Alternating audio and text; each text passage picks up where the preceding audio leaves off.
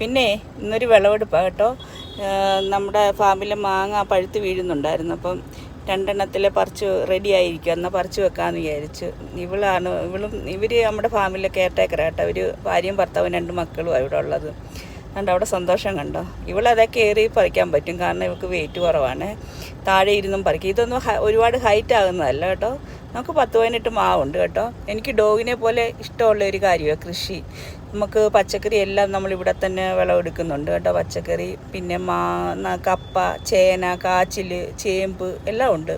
അമ്പഴം, star fruit, ചക്കയുണ്ട്. ഇനി അടുത്ത വിളവെടുപ്പ്. ഇനി മാവ് പറിക്കാനുണ്ട് കേട്ടോ.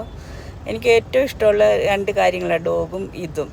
ഡോഗ് കഴിഞ്ഞാൽ പിന്നെ എൻ്റെ ഇഷ്ടം ദാണ്ട മാങ്ങ പഴുപ്പിക്കാൻ വെക്കുക കേട്ടോ. ഇത് 2 മാവേലേ കേട്ടോ. ഇനിയും പറിക്കാനുണ്ട്.